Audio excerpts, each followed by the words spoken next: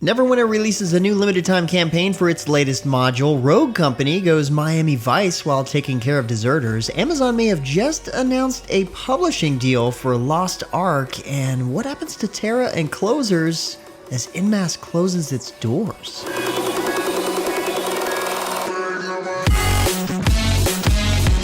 What's up guys, James Blonde here with your weekly recap for gaming news and announcements of the week of August 21st, 2020. And a lot like last week, we've got a bit of a shorter week on the news front, but either way, Apex Legends kicks off Season 6 early this past week, and with it comes the new legend Rampart. Rampart uses her emplaced minigun, Sheila, which is boosted through her passive ability, which grants increased magazine capacity and faster reloads when using LMGs or the minigun. Her tactical ability lets her build a crouch-over wall that blocks incoming shots and amps outgoing shots, and her ultimate places down a mounted machine gun that anyone can use. That's pretty sweet, actually. Season 6 also introduces crafting and, of course, seasonal rewards, and a new battle pass with loot to unlock. I came to party.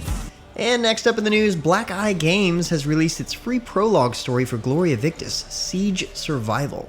This is a completely free-to-play short single-player game in which you take up arms with your NPC allies to help defend the fallen city. Siege Survival takes a different approach than most medieval strategy games in that you actually play as a civilian, not a warlord or armored hero. It's a little mix of strategy and survival all set in the Gloria Victis universe. Totally worth checking out if you're interested. And if you like the prologue, you can check out the full game when it releases, or check out the MMO Gloria Victis. Well, it looks like there's new rumors going around after Amazon announced this past Wednesday that it had signed a publishing deal with Smilegate RPG.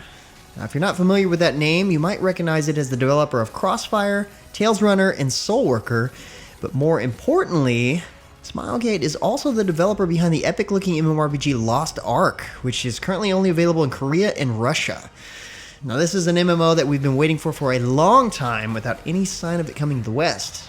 Let's be fair to Amazon, they didn't announce which game would be involved. The press release does indicate it's a AAA game, and it just makes sense. Also this past week, Neverwinter released a new limited-time campaign for Avernus called the Redeemed Citadel. Players can unlock the new Redeemed Citadel zone in a server-wide campaign, which will open areas gradually as players hit 4 different milestones. There are new quests and hunt targets with a new currency reward that can be redeemed at the Citadel for gear, astral diamonds, mount tokens, and more. If you buy the Reforger's Blessing Pass in the Zen Marketplace, you can unlock additional rewards including an angel companion, a vanity pet, and even unlock a new playable race, the Aasimar. The update is live now on PC and will arrive soon on console. Meanwhile, at Rogue Company, a new Miami-themed update is live. Named Vice, the update brings a new map of the same name that uses brand new visual features and is available for practice extraction, strikeout, and demolition. The update also adds a deserter system to discourage players from ditching or AFKing in matches, and a shooting range where you can test out different rogues, abilities, and weapons.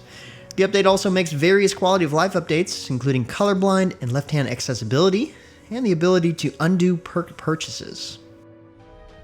It's been a while, but it looks like this past week, Grand Fantasia has launched another update, introducing the Sprite Sanctuary, hidden deep in the ancient forest.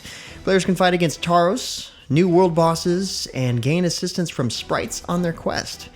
Groups of 5 can enter the Alice Sprite Sanctuary, which scales based on the leader's level and has players rolling dice in order to move forward on the Rainbow Road. Rewards include powerful items from Eternal Alice that can buff you or debuff your enemies, along with 2 new titles. Also in the update are dozens of new trivia quests to undergo for those sharp of mind. In some unfortunate news, Masse Entertainment, publishers of Terra and Closers, announced this past week that the company is closing its doors.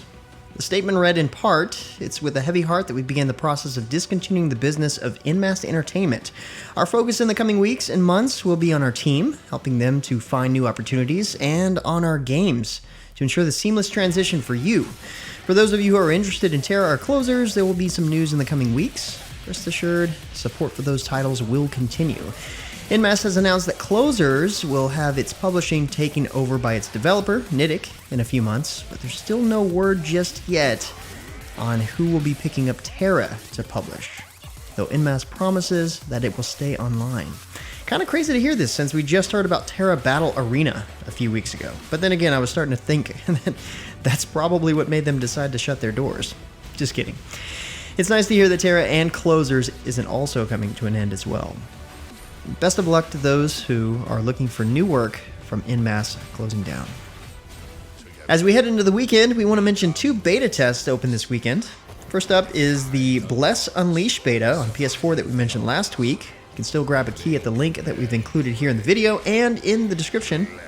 Second, if you're a Marvel fan, the Marvel Avengers game is having an open beta on PC, PS4, and Xbox One this weekend as well. All you need is a Square Enix account. Plenty of action to dive into, that's for sure.